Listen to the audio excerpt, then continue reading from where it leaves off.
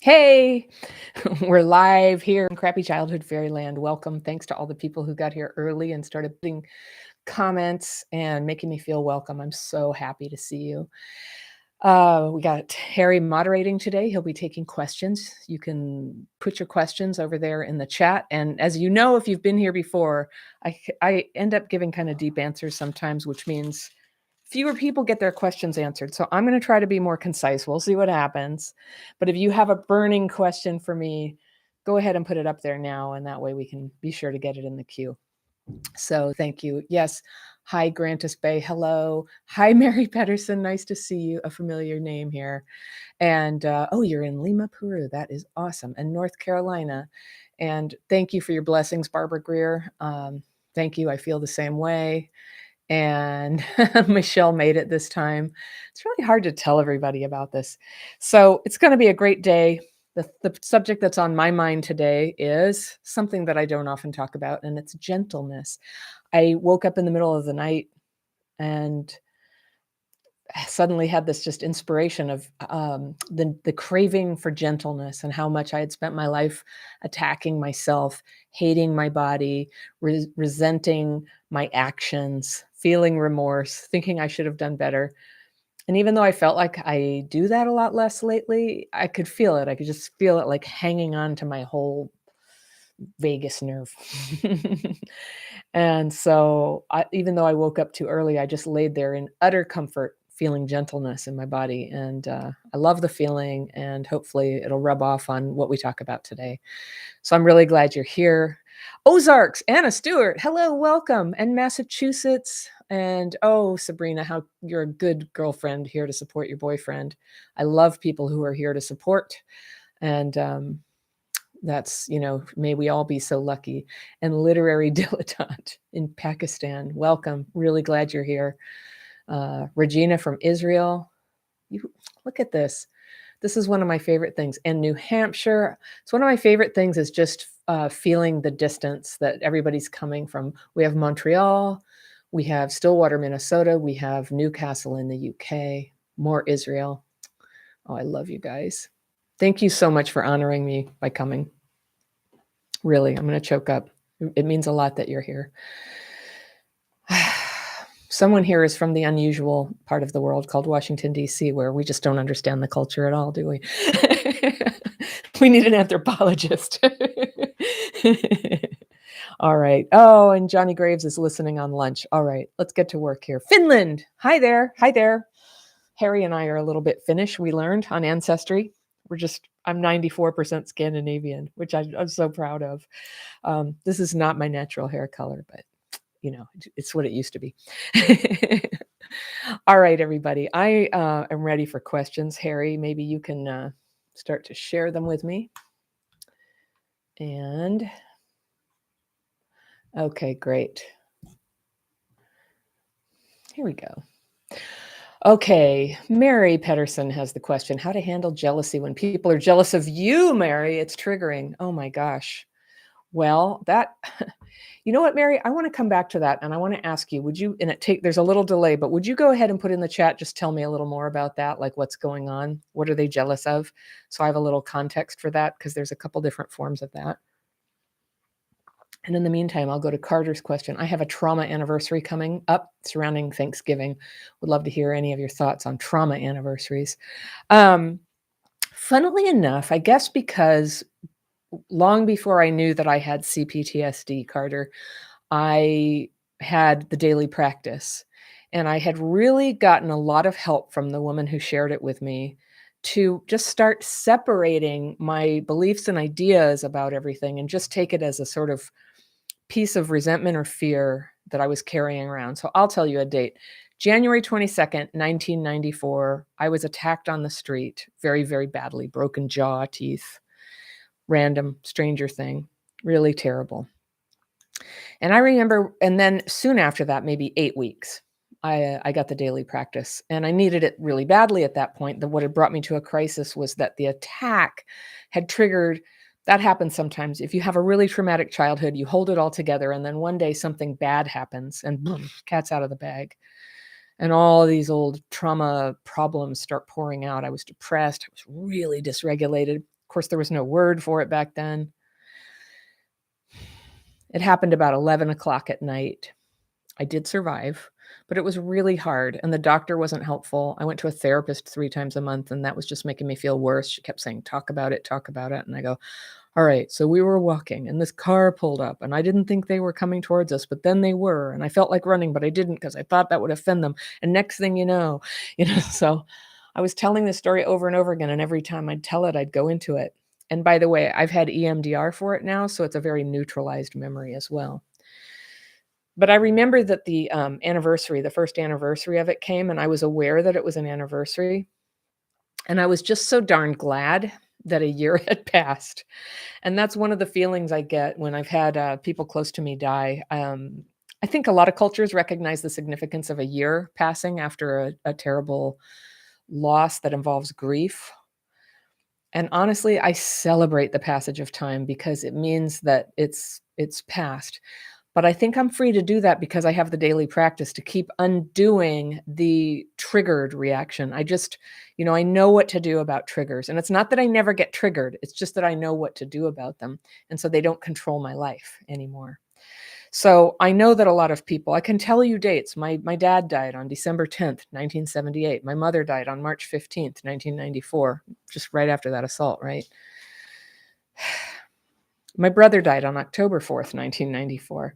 So I can remember all these dates. I can tell you, I actually have a funny, super duper memory for dates. And I wake up sometimes all worried that I'm forgetting something. But what it is the birthday of somebody I went to second grade with. I just remember dates. So maybe I have a funny brain for that, and I'm not affected like some people are. But I've spent a lot of time listening to and supporting people who were like, oh, this is the anniversary of the day someone died or a trauma happened, and it all comes up again. And I can be supportive of that, but I would just encourage anybody who has out of control, intrusive emotions, feelings, thoughts, dysregulation from trauma that's happened, whether it's on an anniversary or any day. Mine is indiscriminate when it wants to come up. Whenever it comes up, use your tools to start de-electrifying that memory. And it becomes, the more you become re-regulated around that memory, whether it's through EMDR and or through the practices I'm teaching, or many people use other things like somatic experiencing or forms of therapy, experiential therapy. There are so many ways that you could go about this. So do what works for you. But if you're getting re-triggered all the time, that means it's time to step it up, and start getting rid of that trigger. I think sometimes that there's a culture that a little too much maybe embraces, celebrates, and accepts just getting all effed up about our feelings. And I think it's inevitable that we're going to grieve and get triggered. It's inevitable. It's okay. It's acceptable. But the goal would be to get past it, to just have a January 22nd that was about as good as January 21st every year. And so that's my encouragement for you, to see if you can neutralize that trigger. All right. But thank you for asking that. I think that's a question a lot of people have. Okay. Now let's see. So Harry, did you get anything from Mary on context on the jealousy yet? I'm not seeing it in my question list yet, but if you can find that, if you would add that, that would be great. All right. Kazik says, how can I stop hating myself, especially when I feel rejected? Boy, that is the big question. And I think everybody shares that question. And that's the self-hatred is the thing that I become aware of sometimes in my most fruitful periods of healing. Hold on, I have to shut down Slack because if you hear that tickety tick tick tick, that's Slack. Those are the people in my coaching program talking to each other. And there we go. Okay, hopefully that'll be quieter.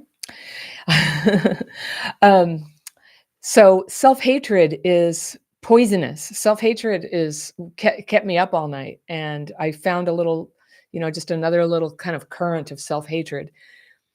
I think being human, we all end up picking up some self-hatred. And then if there was anything different, were you shorter, taller, fatter, skinnier, bad skin? Did you come from another country? Did you struggle to speak the local language with the other kids? Were you gay? Were you nerdy? Were you poor? So I think I've probably listed some things that at least one resonates for everybody here. You can go ahead and put in the comments the things that made you feel different. And when we're young, we just have such a need to be part of the tribe. Well, not to mention from parents who didn't accept us either, that we turn it into self-hatred. Okay, then we pile a second layer on that, and that's when we just sort of do stuff we feel badly about. And I did a lot of that. I don't know about you, but the trauma didn't stop when I got free of my family. Then I started re-traumatizing myself. And when I was a teenager, I shoplifted. I was really ashamed of that. I didn't need to. I don't know what I was up to. When I was in college age, I thought it was funny. I thought it was like Dorothy Parker or something for me to be kind of cruel and make jokes about people at their expense. Then I progressed into just talking flat out behind their backs. There's many ways that I've disappointed people and hurt them.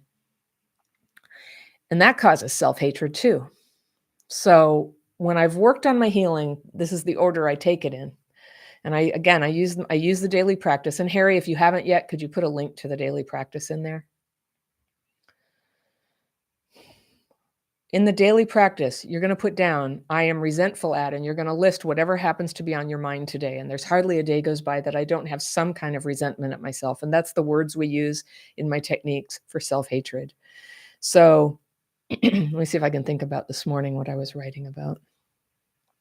So yesterday I didn't get very much done, and it meant that today I should do a lot more, and I'm not sure I'm going to get it all done today either, and I feel a little bit like under the gun.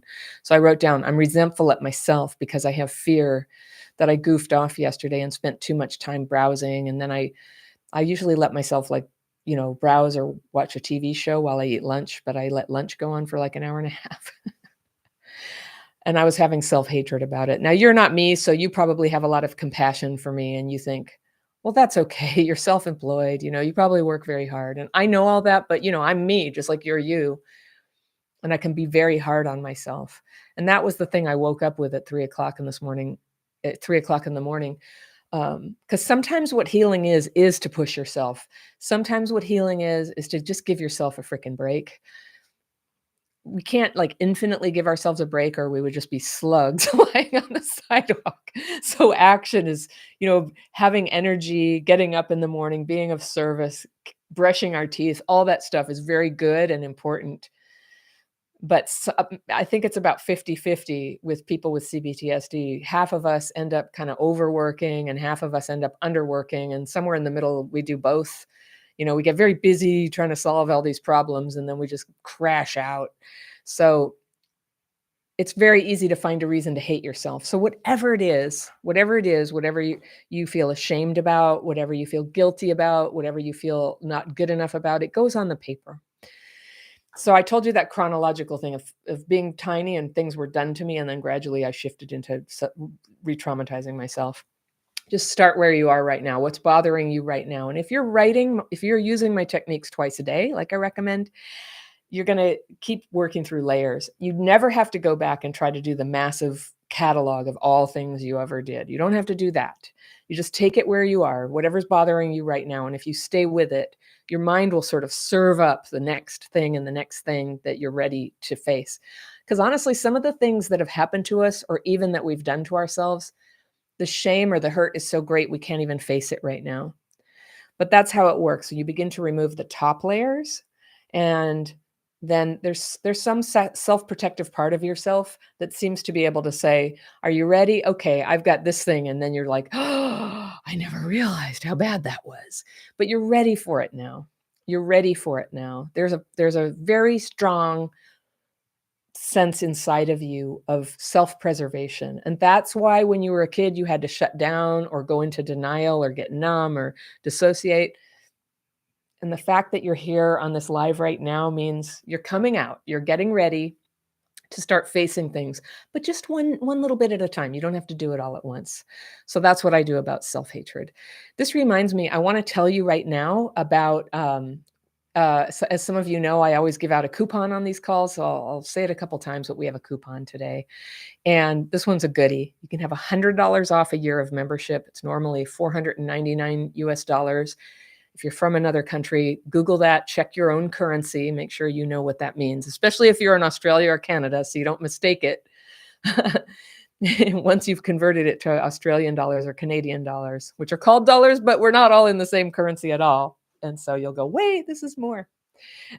But you get $100 off of a year of membership and or enrollment in our holiday coaching program. Kara Alexander, who's our amazing community manager, who leads a lot of the coaching programs and does one-on-one coaching, is leading a 6-week program. It's actually 7 weeks, because the 7th week, it's a reunion the day after New Year's Day. But this is a weekly thing where people are going to get together. We're going to have a Slack group. There's a curriculum that I've created with videos and worksheets based on content from my library, and 90-minute meetings every week. And it's going to be focusing on really consciously creating your own joyous holiday and setting the boundaries that you need not to fall into the crappy old holidays that you used to have. And so whether or not you decide to visit family, this is a place that's going to support you in doing that. So that one has a non-member price of $600. With this coupon, you can get it at the member price of $500. Again, US. So you have a choice for those two. And Harry has put the, special 100 is the coupon code. And Harry, could you put in the links to those programs? I see membership. Could you also put the link to the coaching program? And we'll have that. Sadiq says, Christmas is coming. Damn, it will make me so sad. Exactly. I think that we are the island of misfit toys. A lot of us with CPTSD, Christmas used to bring up so much sadness. A lot of my family died. It never feels the same. And I can never quite recreate the magic that I once experienced as a kid, but I'm not even sure if it was ever real, But what I've learned is how to make a really nice holiday. And if I do say so, my family has a holiday that is stress-free, really safe, and pretty easy. It's fun, not in a super exciting way. Like, it doesn't snow here. We don't go sledding or anything like that. We usually go for a walk. Then we argue about what movie to watch, but we always have a good time. And I always look forward to it. And that's a huge accomplishment in my life. This is coming from the girl who, one year, my family took a vote of, if my brother comes over, okay, I have to give you background about this. I had an older brother. He's died now, but he was 7 years older. He was a heroin addict and an alcoholic. And one year on Christmas Eve, he got fired from his job. He often got fired from jobs because he was a heroin addict and an alcoholic. And he had a lot of good qualities. He was educated. He was a good musician, but he was really throttled by these addictions. And they made him behave really badly. And so my sister and I went over to pay him a visit. And actually, I think he called and he said, I got fired. So we ran over there to see if we could preempt the inevitable drinking and drugs that were going to make Christmas really unbearable for the rest of us. And we went over there and it was too late. He was already drunk, and he ended up, oh my gosh, okay, trigger warning, drugs and alcohol warning, okay. He ended up, we were driving him somewhere, and then he said, I'm going to beat you up if you don't take me to go buy heroin. Well, I certainly wasn't going to go buy heroin. I didn't want to do that. And I said no, and he started hitting my sister, and oh gosh, it was just such a bad thing. So all of this happened. I ended up pulling over in the middle of an intersection to get help from strangers to solve the situation, and he ended up taking off. And he said, I'm going to come back, and I'm going to kill you all. And I don't think he meant it, but I had to keep thinking, do I tell my family? So I went back to my family and I told them. I decided not to tell them anything, but they were all saying, what's wrong? They could see on my face, I'd like turned gray. They go, what's wrong? And finally I said, okay, so brother says he's going to kill us all. And they were like, oh, everybody was bummed out. Like everybody in my family, including me, we all have our issues, but this was the sort of thing nobody, of course, could deal with. So we took a vote and we decided to have a baseball bat behind the front door, just in case we needed it. And we had to really discuss it because he had had a motorcycle accident recently. We were worried it would kill him if we hit him at all with it. And then at a certain point, we sat down and we just went, what has this come to? What that the family is even having to consider whether to hit somebody with a baseball bat. But I tell this to you because I know a lot of you came from the same kind of families. And the miracle is, if you can just not have Christmas like that anymore. And I know, sadly, a lot of people have had to cut off contact with their families. And that is brave and hard. And I'm not somebody who just recommends across the board cut off contact. I treasure the contact that I'm able to still have.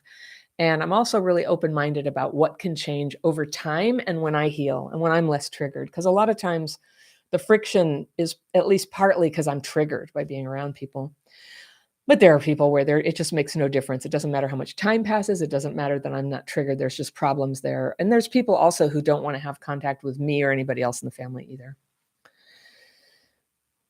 So I tell you that as background of something that just gives me so much gratitude and joy that these days in my life, that my kids, my husband, my ex-husband and his wife, and an extended family relative or two, we have beautiful holidays together. And a lot of people in my family are from other countries. And so we end up having a really interesting mix of food on the table. And I remember there was a time when I didn't feel very flexible about changing traditional foods. And now I'm just so grateful that everybody's together.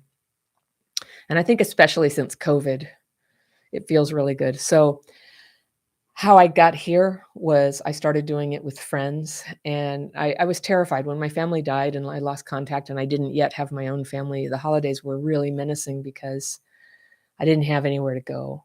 So I started hosting my own holiday events, and I would make a meal and I would invite people, and I was very open to invite, people I didn't normally hang out with. And to this day, we have a tradition. If somebody is, finds themselves far away from family or the people they thought they would be with, they come to our house. And that is one of the most holiday spirited thing we can do is provide hospitality and friendship to the friendless. So that's that recommendation is part of our holiday coaching program, but it's also about planning in social time, alone time, time in nature, permission to overeat, time to recover from overeating. And for people who have addictions to food, alcohol, drugs, how to prepare for that, which of course you're going to get from your primary program for that as well. But Kara knows about all that from her own experience, and I'm really pleased she's offering this program, and because she's so good at creating a loving community where people talk and get together and share. And if you haven't used Slack, it's an email alternative where you can have your own little universe and talk to each other, and there's no intrusion and nobody can click a link and see all your other Facebook activity. Because it's private. You don't necessarily want to share that with everybody. So that's part of the program. And a lot of friendships come along. And if you like the daily practice, she's there. She's going to help you get better at it. You have the opportunity to have a buddy to read to. And you can set up your own Zoom calls with your cohort of people in the coaching program anytime you want and support each other. I think whether people are married or single, with children or without children, a life full of friends or no friends, people with CPTSD often experience grief and disconnection and loneliness during the holidays. It just comes with it. So we're together now. So just want to put that out there. All right. Yes, Facebook can be toxic. Yes, indeed. All right. I am coming back to your questions now. Here we go. All right. Okay. So Mary had asked about jealousy when people are jealous and family members make snide comments. And Mary says, I try to embrace a minimalist lifestyle based on needs rather than wants. Well, that's funny. So my family of origin is kind of similar, snide comments. And some of the things they've made snide comments about are that I'm wearing a dress that I actually bought new for $30. I kid you not. That I'm, what else? That I live in California, that I think I'm so California for something. That's perceived as unkind and or arrogant of me to live in California. What else? Where do I even begin? So they make snide. Oh, being in recovery. When I got into 12-step recovery, they were just like, "Oh boy, that's like touchy feely, woo woo, more California." Well, isn't that interesting with so much addiction and alcoholism in my family that they would look down on people who, actually tried to get better from it. So Mary, there you have it. Is it jealousy might be the word. Here's another word you could look at that might help you see it for what it is. I think that when we take a step up And we have that sort of shininess of people who are healing, who are starting to reveal a little more of themselves. I'm going to show you with my face here on the camera. All right. So when you're down, your skin is dull, your eyes are dull, and you're all, how's he doing? Oh, okay. Or you just get mad. And when you start to feel better, you become animated. And there's just a radiance that comes out of people who are starting to have that vibrance of healing, of not being completely suppressed by trauma and its residue. Because that's what we were, is suppressed and oppressed. And it starts coming off. And first of all, you're changing an agreement that you had with everybody who was in your life when you were still suppressed and oppressed, that we're all going to be suppressed and oppressed. And we're going to be either bad guys or suppressed, and everybody's going to do it. And if anybody escapes, guess what it does? It shines a light on where everybody else is still struggling. You're not necessarily passing any judgment on anybody. You're not criticizing them. In fact, you're happy to see them. You're happy for any progress that they make. You're accepting of any progress they don't make sometimes, right? I mean, of course we judge people sometimes. Come on. But sometimes just standing there being yourself with the radiance that a healed and healing person has, people are around that, and they can't help but compare themselves to it, and they go, I sense this radiance. I feel really crappy about myself in comparison. And they might not even be conscious they're having this thought, but their next unconscious thought is, this uncomfortable feeling I have about not being good enough, you're doing it to me. I'm standing in front of you and I'm feeling it, therefore you're doing it to me. And they think they're reading our minds. And this has happened to me over and over and over again. And I've been able to get some mentoring on it and start to look at it from that lens and go, oh yeah, that's what it is. So we're faced with a choice when people do that, when they disapprove of us for things that are actually positive. Like, some people are going to disapprove of us because of our opinions or the work that we do or the way we dress or whatever. And, let them, because, because, we do need to be ourselves. On the flip side of that, sometimes, especially in early recovery, we have this adolescence of becoming ourselves. And then we start really expressing ourselves. And we show up at Thanksgiving with our opinions and throwing them out there and telling everybody what's what. And then we think we're setting boundaries, but we're actually just being kind of bitchy. Right? It's better to do too much than too little. When we learn to set boundaries, there's often a period where we're like, don't talk about that in front of me. Don't even look at me. Don't wear that. Don't bring that person into my presence. And we're sort of overstepping in terms of, that's not a boundary. That's gets into controlling other people. It's part of healing. It's okay. It annoys people and it's going to trigger them. So we always try to be mindful of am I being a thoughtful, considerate, ethical person? If I'm going to Thanksgiving at my grandparents' house, I haven't had grandparents in a long time, but I remember when I did, and I was a punk rocker, I would put on something that wouldn't be so upsetting for them. I just didn't even want to be visible to them, really. I just didn't want to hear about it. And they'd be like, oh, Anna Marie, why do you have to wear that? What are they going to think of you at school? And I don't want to hear it. So I would just dress, normal to go there and, tie my hair back, my crazy hair. So we can do that. We can do that out of consideration for others, and also consideration, not just of sensitivities of our elders. If you choose, you don't have to, you can be yourself.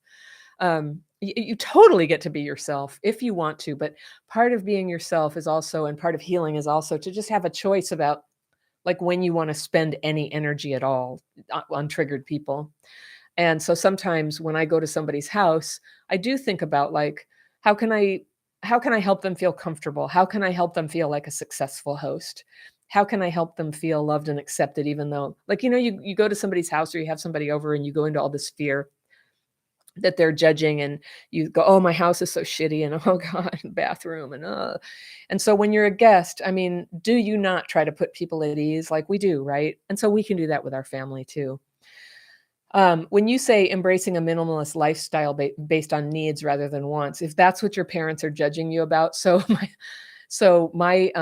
my parents, by the time I was a teenager, they were very anti-materialist. That was their values. And that's, I'm glad I got some of that from them, but sometimes they took it way too far, complaining that I had a $30 dress. And there was just all this commentary, about I would never buy a $30 dress. And it's yeah, I see that, $30 is not that much, just in case you're from another country. It was from a, like a cheapo place. It was kind of nice too. It was a nice black dress and it was suitable for the holidays. And I was trying to look normal. I was trying to look normal, even though I had clown red hair. So, so I try to be the kind of parent myself who provides encouragement and acceptance. But my kids will tell you, sometimes I'm just like, you know, texting them one time too many, did you send the financial aid application? Did you? No, I don't mean to pester you, but did you? And I'm just kind of in their face a little bit. And then they gently remind me to come back, that sometimes just like trying to like help people also comes off as criticism. And there comes a point when criticism is like, there's just so much less criticism necessary in this world than you think. We criticize ourselves so hard. So if you show up at your family with consideration and tact and politeness, and they still don't like things about you, if you're confident in those things yourself, and you're confident enough, and you've used your daily practice, because I know you do the daily practice, Mary, if you've used it enough that you can recognize what's happening when it's happening without completely spinning out. I take that back. When we're around our family, it's really easy to spin out. But I know you're in a better footing than you've ever been with this. When you're confident and you have less stuff about it, you'll just sort of be like, oh, there they go again. And I have a video, and this video is going to be in the holiday coaching program as well. But there's a video from last year called Should You Visit Your Family? Really pissed a lot of people off because I said, so many people are cutting off contact. And I just want to present a way that you might be able to retain contact if you want to. And for people who really needed to cut off contact, that was like, stop suggesting that I should have contact. I suggest nothing. But if you're like me and you want contact, you just don't want to lose your mind while you're there. And when I lose my mind, sometimes I end up kind of, I don't know, crying in front of everybody or yelling or something. I just don't want to do that. So these are tactics to just have super ninja boundaries. And no one has to know that you're having boundaries. But it's stuff like, have a way of transportation to get out of there if things get too much. Have a place to stay if you need to. Don't initiate any controversial topics of conversation. If somebody starts in on you about how they guess you feel about something, just say, oh, I see what you're saying. Why? Because it's not worth the energy. It's not worth the horrible upset and energy of ruining the holidays, trying to argue about whatever politics, what you eat, what you spend. You're there because despite it all, you have some love for people and you want them to feel love too. I'm guessing that's the main reason we go see family. And so you focus on that and don't worry about trying to clarify anything or take a stand because it's not going to make any difference. And by the way, they're never going to apologize, are they? Right? So don't even worry. Just go there and enjoy it for what it is. And if you do need to have an important conversation with them about something, just don't do it at the holidays. Don't risk everybody, when you go home for the holidays, everybody who's there is in the same place you are, of just like, oh, I hope it doesn't get horrible again this year. Right.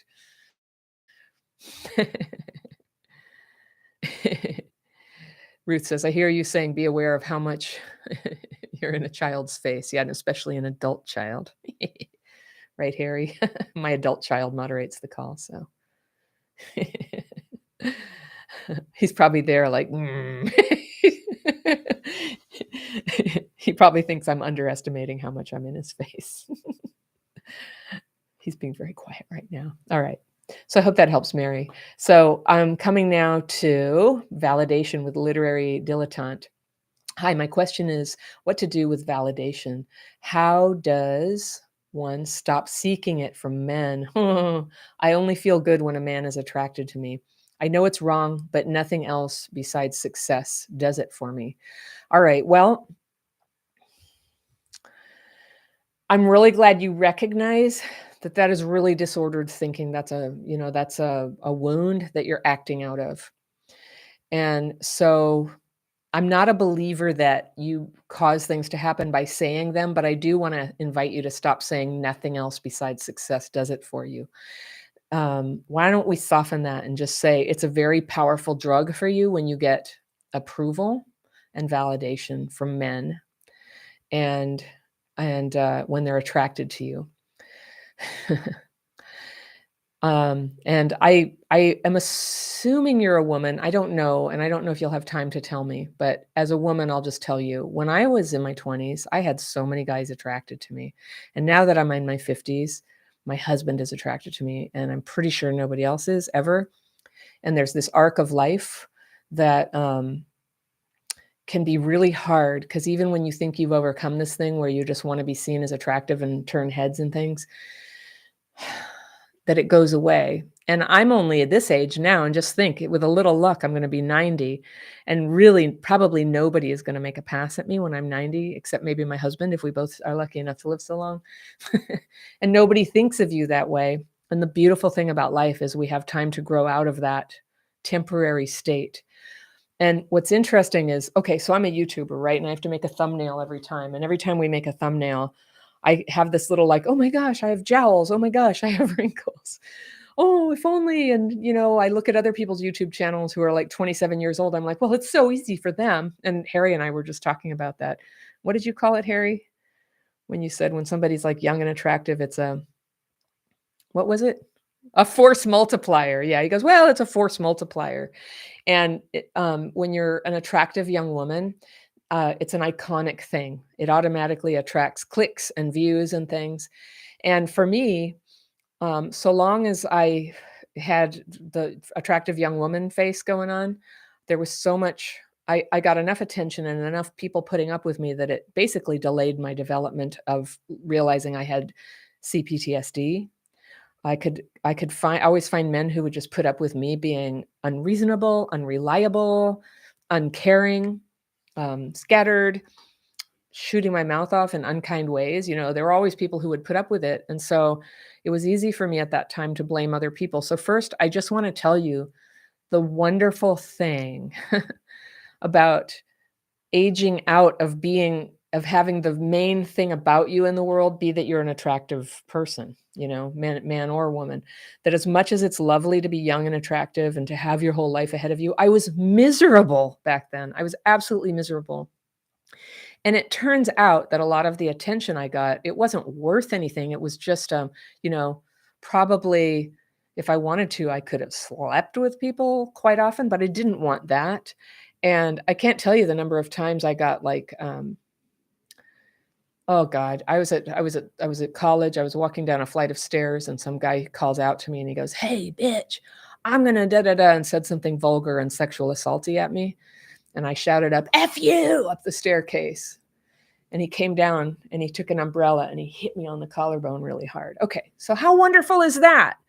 And so I ended up like covering myself up with sweatshirts and things, to try to deflect attention, because it just became something I couldn't really manage. And meanwhile, I still had my CPTSD. When I did have a romantic relationship, it kept going south because I had all the classic CPTSD things: unavailable people, inability to be present in the relationship, hard time reading when somebody was trouble.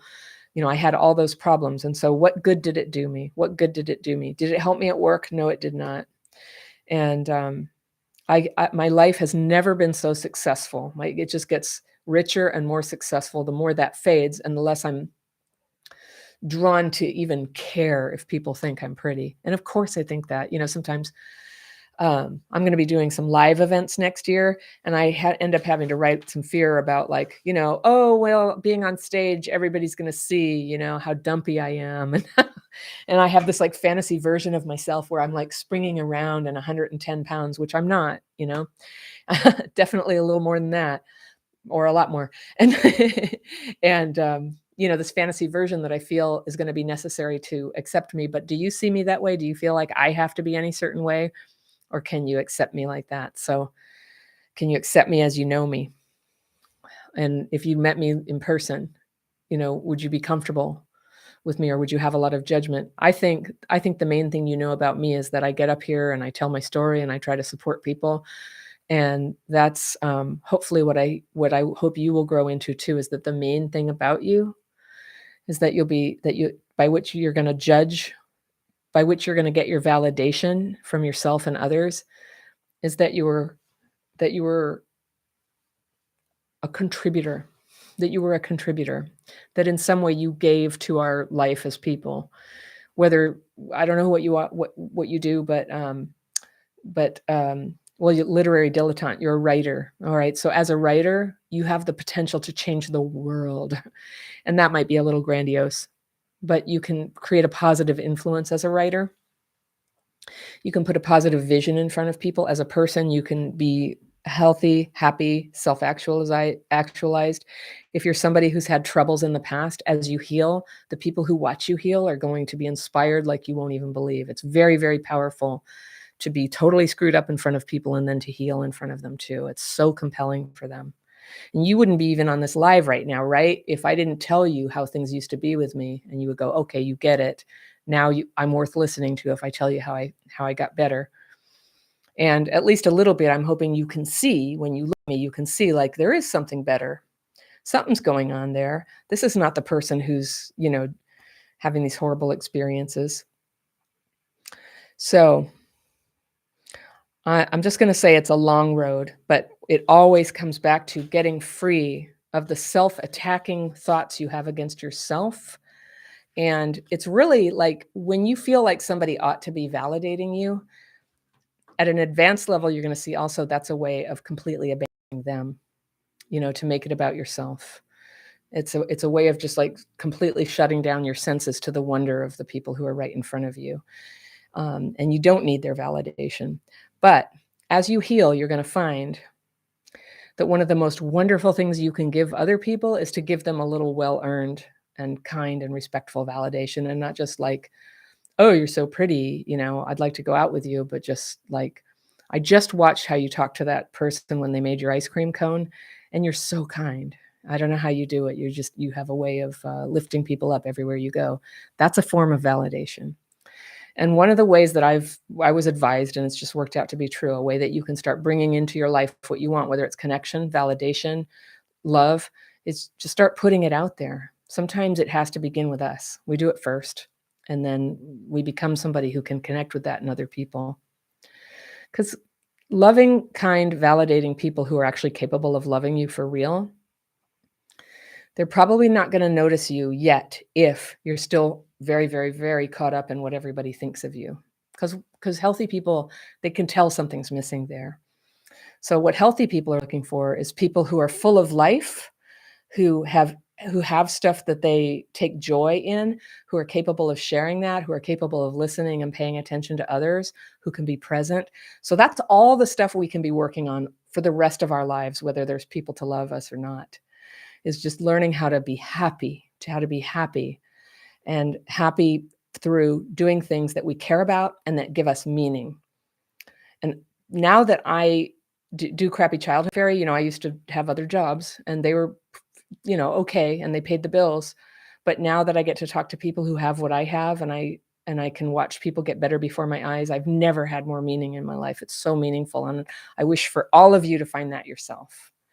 That's the goal here. We don't just get better so we can feel better like taking a pill. We get better so that we can become ourselves and begin to bring to our world the best that we have in us, the thing that we have, the gifts that we've been endowed with that can serve others.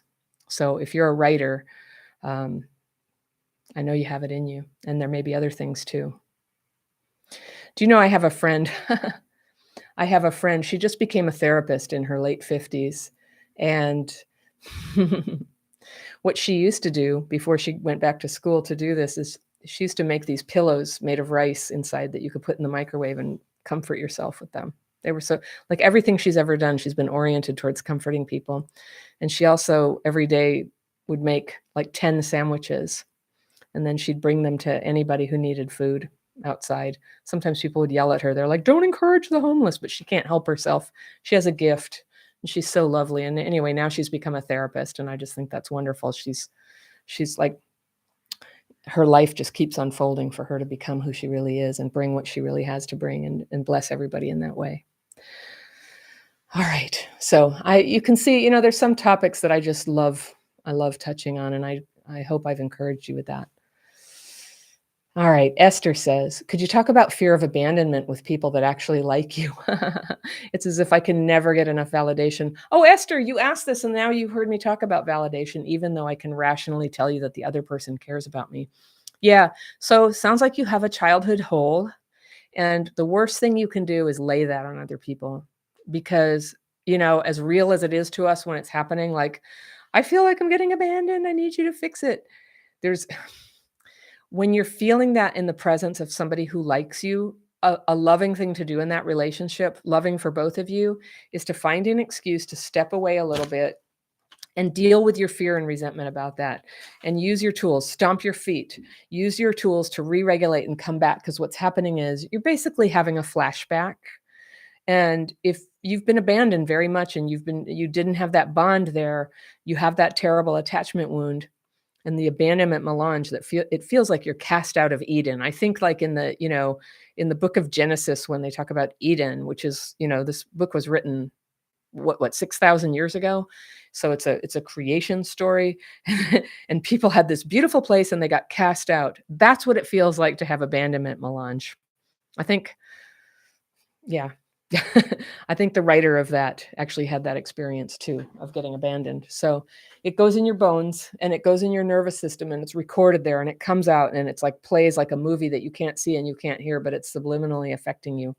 So you pull back and you deal with it in the material method that you can. For me, it's like writing the fears and resentments. Fear this person doesn't like me, fear they're going to leave me, fear when they said they couldn't hang out on Saturday, fear it meant because there's somebody else, and fear, and I get it on paper. I ask for it to be removed, and I make a little progress towards coming back to here and now, out of the flashback and into reality. And the good thing about reality, it's not that the romance is always going to work out, but when I'm in reality, I have perception, I have discernment, and I can start to read another person and read the signs accurately and respond to what's happening without desperation and pace myself in that relationship. Or if it turns out that they're just horrible and you're reading the signs correctly, you can leave. And if you have abandonment melange, you know how hard it is to leave. How many years of your life have you spent staying in a relationship that you knew so long ago was no good and was never going to make you happy? And just thinking, but maybe if I could just shut down this part of myself that's uncomfortable and pretend I'm happy, then maybe I could make it work. Like, oh my gosh, never again. Okay, let's just say it now. We're never going to do that again. We're going to learn to read reality and stay in reality and have standards. And did you guys watch the video that I posted yesterday with Indy about writing down what you want? Well, I've been doing this theme a lot with people who are who have only had the experience of going for people who don't return their love. Write down what you want. Write it down. You're not going to get everything you want, but start to wake up and become conscious and to own what it is you actually want, so that you're a little bit more, so you have a little bit more of a red flag detector that goes when somebody goes, oh yeah, no, I don't want to date you, but I totally feel attracted to you now and would be very happy if you'd stay over here right now. And never again do you have to go into a fog and go, maybe this leads to true love. I think so, maybe. So it's easy for any of us who's not in that situation in this moment to go, no, that's crazy. Stop, stop. And who did we have? We had Connie earlier in the week, if you saw that video, and Connie was having that terrible problem. And so we begin to wake up and become conscious of what our standards really are and what do we really want. And then we get a lot of support from other people. Stop trying to do this all by yourself. Stop hiding in shame because you have difficulty with this. That's one reason to come into the membership here. What people do in membership in Happy Childhood Fairy is we have a secret Facebook group. So you have access to all the courses and people do the courses. Some people don't even do the courses. They just come to the Facebook group. They get a buddy. We have daily practices led by peers within the group every day now, sometimes twice a day. And then I lead daily practice a couple times a month. So there's days when there's 3 daily practices you could choose from. It's very nice. You also get to come to twice monthly group coaching calls. So since I'm talking about that, Harry, could you put links again? The coupon code today is special 100, and that will give you $100 off an all access membership for a year, not the monthly. It doesn't apply to that, unfortunately. But there is a monthly option too. You can come in by the month, but you get $100 off an annual membership. You can also get $100 off the holiday coaching program if you like, and that's the rate that members pay. When you're a member, you get discounts on coaching programs. So you get access to all the courses. Coaching programs are a separate thing. You don't get them in membership, but you do get a discount usually. So the holiday coaching program is coming, and you might want to come on into that. So those are links to the membership, the coaching program, and the coupon code is special 100. And if you ever use a coupon code, sometimes people get flummoxed at that stage, but when you initiate the purchase and a little box comes up and says, do you have a discount code? And then you type it in there. I don't even think it's case sensitive, but make sure, don't complete the purchase until you see the price drop $100 in the purchase page. So that's how that works. So if you're in either one of those programs, I'll be meeting you on Zoom and we can chat because I do the group coaching with members. I come in and do some coaching on the holiday group, and really looking forward to that. I really, really enjoy the time in, talking with people for real. Okay, let's see, what's next? Carter says, oh, the trauma anniversary. We did that one. Okay. Toyota girl. I'm a Toyota girl too. How do you deal with mother-in-law that no longer wants you because you love her child, but you didn't do nothing to her? She's a very angry person. That's a tough one. I'm guessing that you have some sort of obligation to her. No longer wants you because you love her child. So that sounds like a really sick relationship, and I don't really know what it is, but it's not proper for a mother to get in the way of her child's relationship. So that's a problem. But it's not uncommon that people have difficult relationships with their in-laws and they don't like each other. And that's a challenge. And that's really a challenge also on the spouse who's in between the two of you. So without a little context, I don't think I can weigh in too much on exactly what that is, except that it's really good to have boundaries with that person. And it doesn't matter whether they like you. You can't make them like you. The important thing is to protect your marriage. And I think that's one thing where people often turn to couples counseling to help deal with that when there's a parent who's interfering with the marriage and the choice. And the first things first is that it needs to be the marriage to get some counseling. I hope you don't have to live with her. If you do have to live with her, I'm going to encourage you not to live with her. That's a trauma-inducing situation that would be very hard for any of us and could actually be very destructive. Okay, so good luck. All right, Naz says, also, how do I deal with the jealousy of seeing happy, healthy couples after suffering trauma? Yeah, you're going to, this is how, this is how. That was part of my abandonment melange. When I've been rejected, I would go into what Pete Walker calls abandonment melange.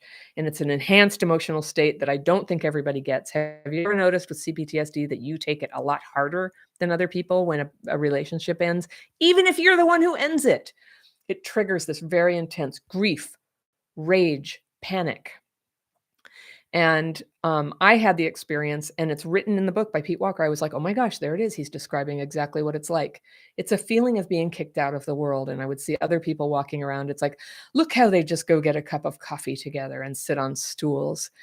How stupid I've been to think that I was ever going to sit on stools too and have coffee. Well, of course I sit on stools and have coffee, but my mind makes this rift of making me different. So your trauma is talking. When you feel like you can never have this, it half has to do with trauma talking, and it half has to do with the way you are re-traumatizing yourself. And everything depends. If you have CPTSD and it's affected your relationship, it will keep you alone forever if you cannot heal. If you can't heal. In some cases, and I've met people, they go, I was so screwed up. My life was really dysfunctional. All I ever did was get in bad relationships. And then I met somebody and they just loved me back to health. I've heard of this. I always hoped it would happen to me, but that's not how it worked. A lot of time passed. A lot of time passed.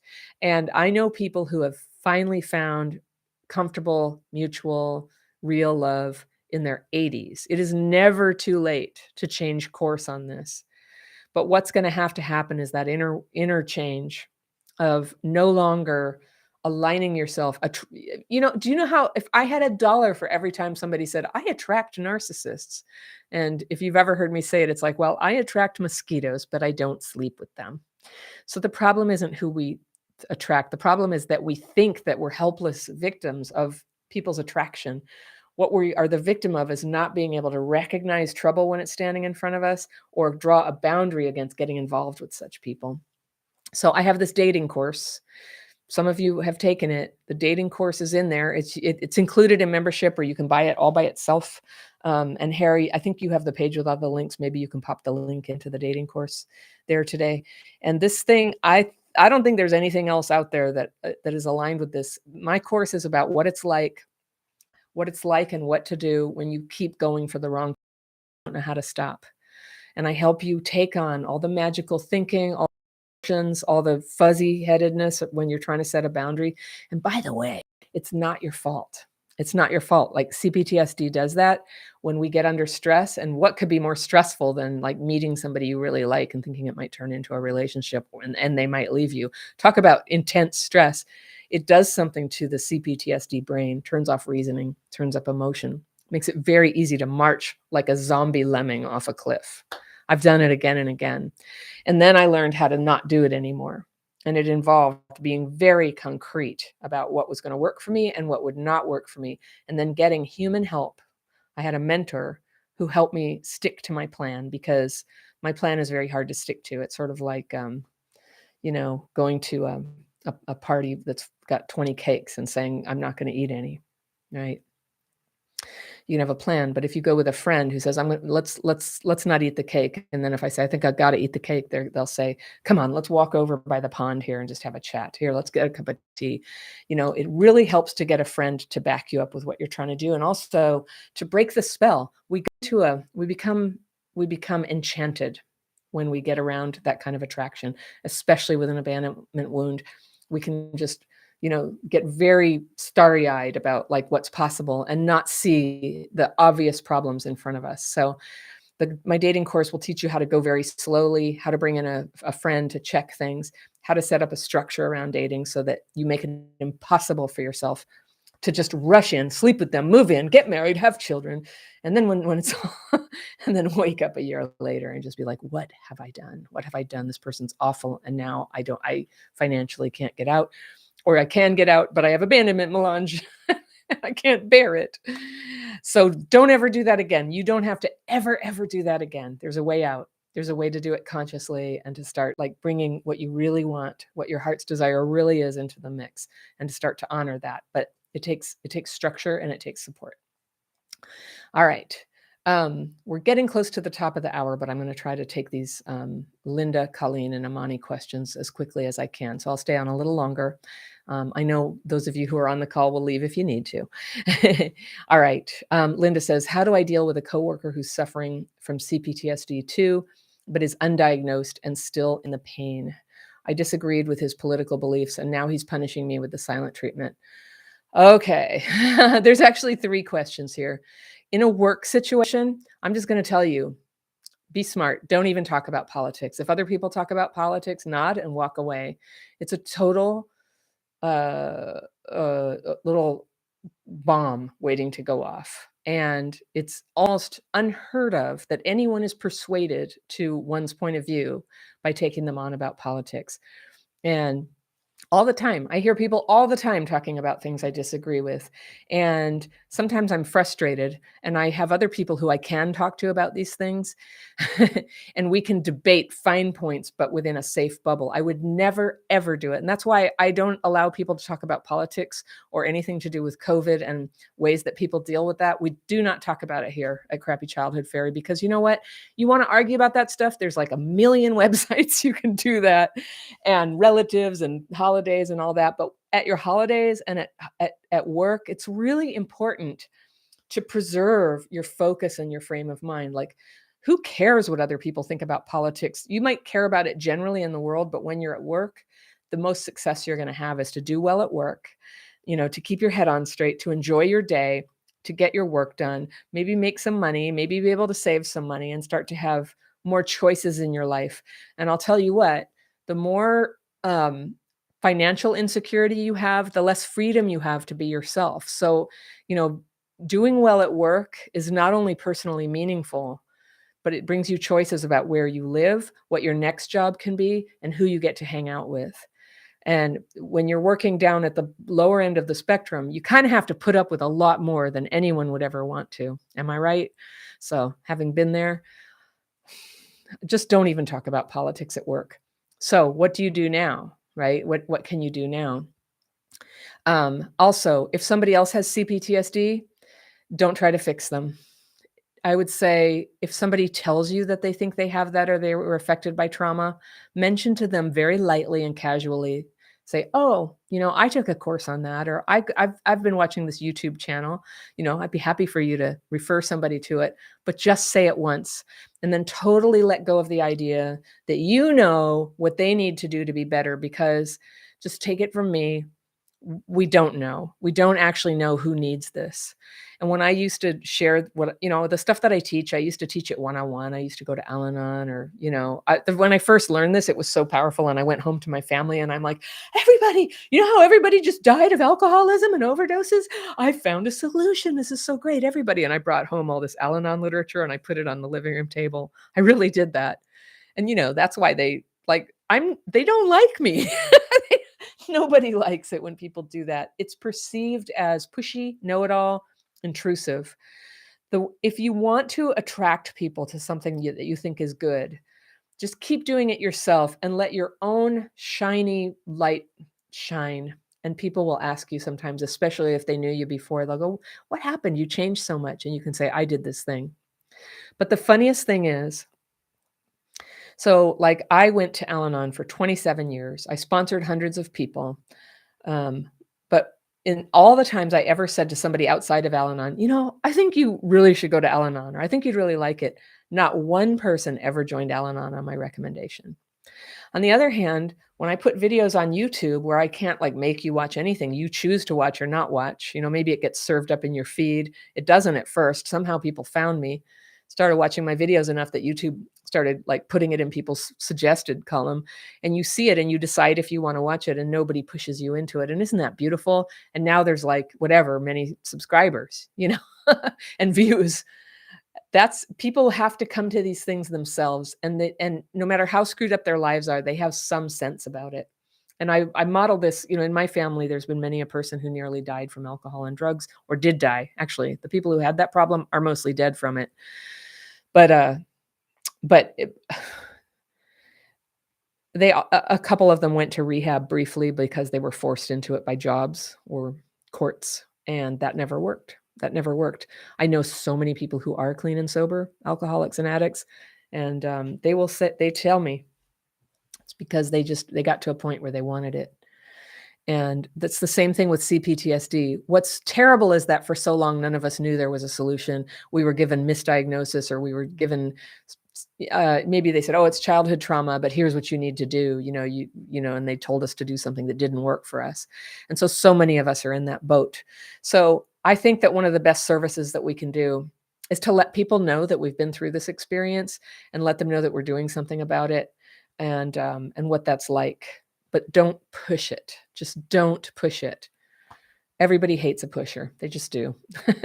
So you were asking about deal with a coworker who's suffering and they're talking about politics. Well, if they're in active CPTSD, I hear you. They're probably obnoxious. I know I was. I had my political beliefs, and I used to just feel like I need to be right. I need other people to realize I'm right.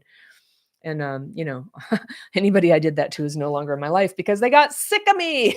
Nobody likes that person. And I can see how you don't like it. So there needs to be a way out. So you disagreed. They're punishing you. That is a behavior of narcissists, and also a narcissistic trait that shows up in CPTSD. Like, we cannot be criticized when we're in active CPTSD. It feels life and death to be criticized.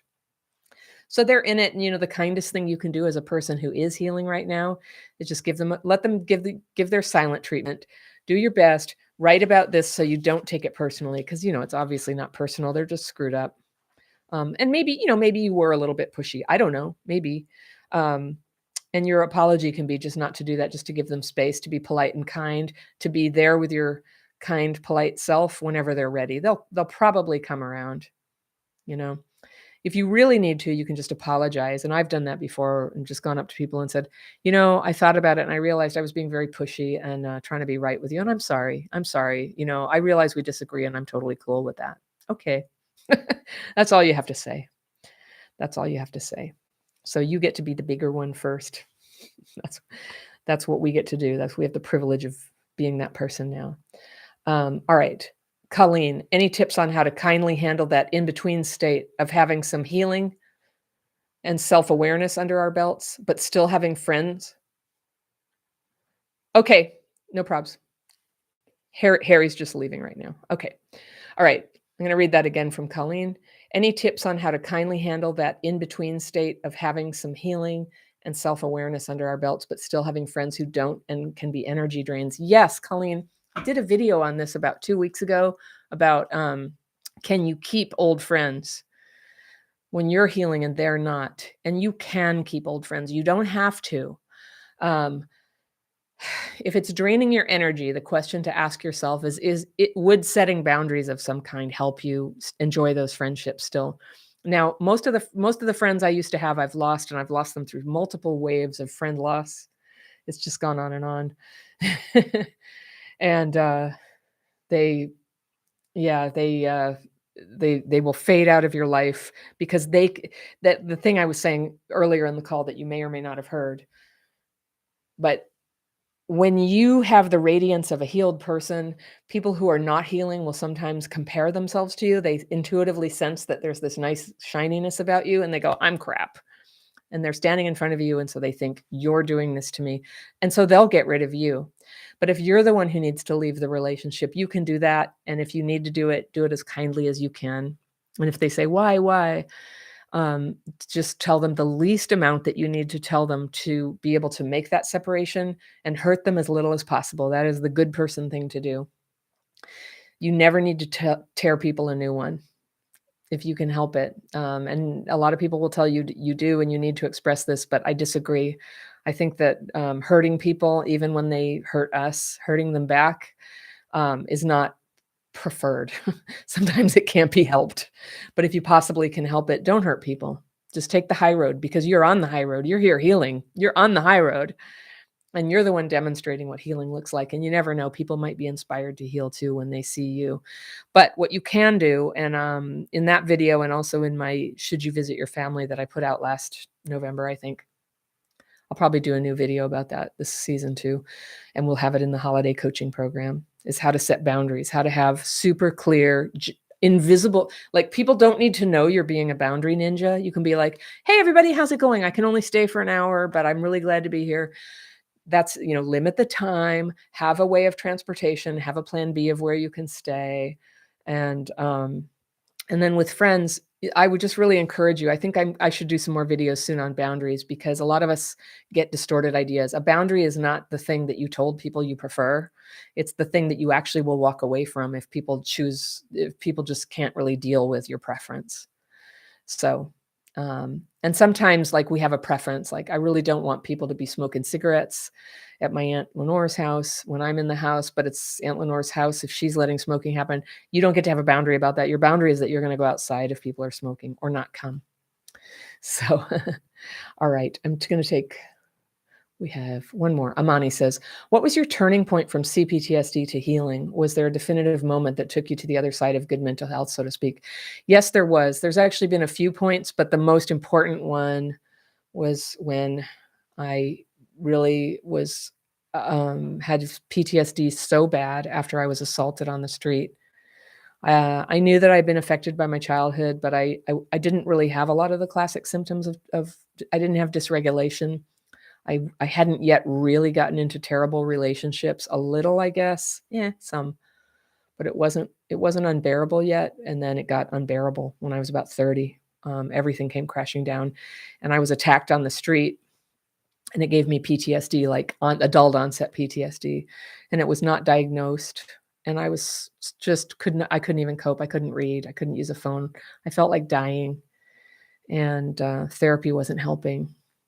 And my friends were abandoning me in droves because I was a real pain in the ass always talking about my pain, never listening, very sucked into myself.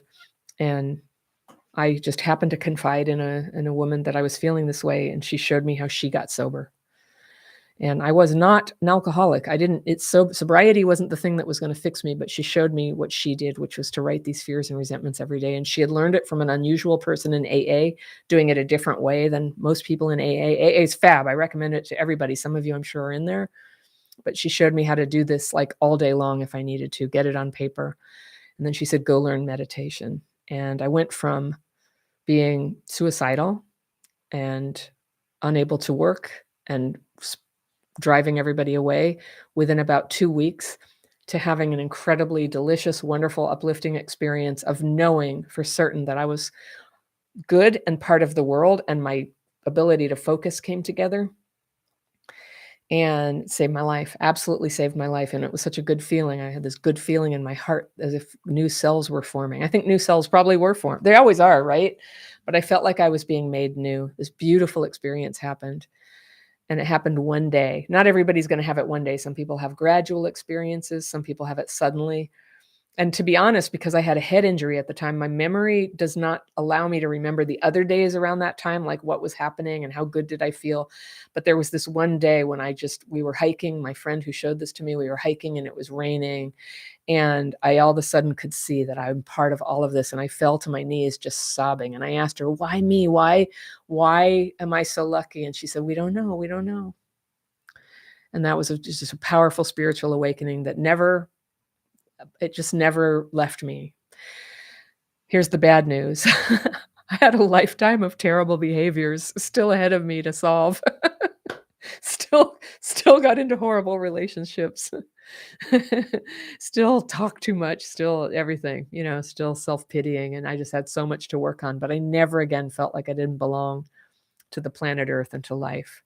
So that was the turning point for me, and it gave me a tool that I could even cope with learning these things.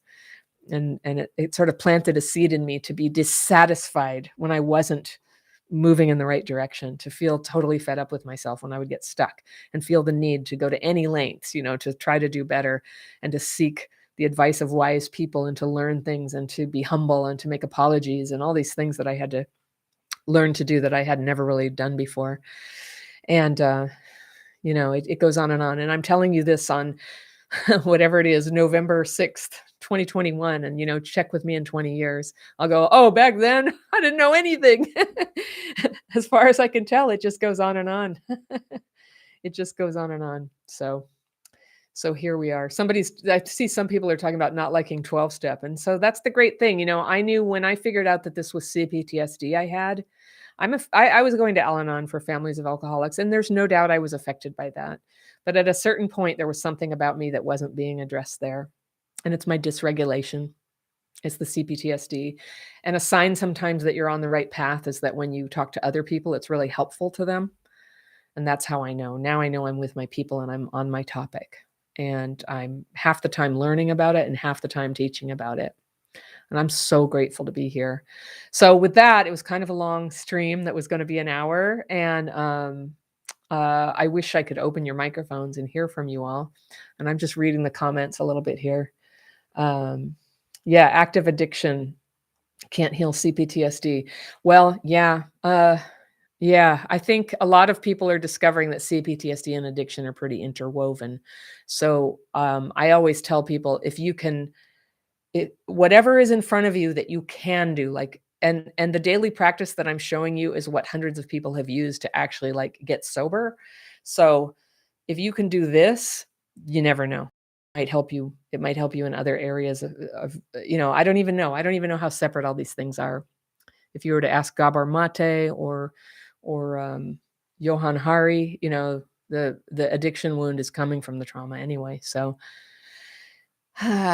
great to see you. I wish I could read more comments right now, and I will read them when we're all done. There's this big delay, so the stuff that I'm reading right now isn't close. Melissa, you say journaling and meditating. I'm just going to say, go learn my daily practice. Journaling is a totally different thing than what I teach. Journaling is where you record feelings. The daily practice I'm teaching is where you throw them in the trash. It's not a journal. A journal is kept. This is shredded up as soon as you write it. And so I'm giving you a little bit of an outline of what it is, but I have a free course. You can learn these techniques in less than an hour. Learn and try them. And if you take this course, you get invited to twice monthly Zoom calls with me where we can actually interact. We use the techniques together. And that is called the Daily Practice. And it's on the courses page, which is courses.crappychildhoodfairy.com. That's where you'll find the free course, and you'll also find the stuff that's on sale today, the holiday coaching program and the annual membership. If you just got here for today, just today, I have a coupon code for you to get you $100 off either an annual membership or the holiday coaching program, or both. You can do both at $100 off each. But the annual membership, you get access to all my courses, not the coaching programs, but you get all my courses, and members get member group coaching twice a month. You also get access to the secret Facebook group and discounts on the coaching programs that we do. And next year, I hope to be leading some coaching programs myself. I've bowed out for the second half of 2021 because I'm writing a book and had to limit my bandwidth. So hope to be doing my coaching soon. But in the meantime, Kara's fantastic. She's doing great stuff, and she'll be there. She also does one-on-one coaching. All right. So thank you so much, everybody. I'm going to shut this thing down, and I will see you on YouTube. And hey, thank you for subscribing, by the way. I really appreciate that. And for your beautiful comments and support in the community. I get a lot of feedback from people what a lovely community this is. It's not the usual hateful, crappy YouTube channel comment section, usually. And occasionally, boy, did I have a troll last week. There's this guy who gets on there and he just like spends hours picking apart everything. And so little does he know, we just got rid of him. Because not only does it bring everybody down, but everybody's going to attack them, and that's the thing. So feel free to set a boundary with people who get mean on there and just call them out on it. We don't want to do that. And you can, if you tell me, I can always hide people from the channel. This is a place of love and support, and I hope you find it here. All right, I'll see you. See you in the upcoming videos this week. Bye.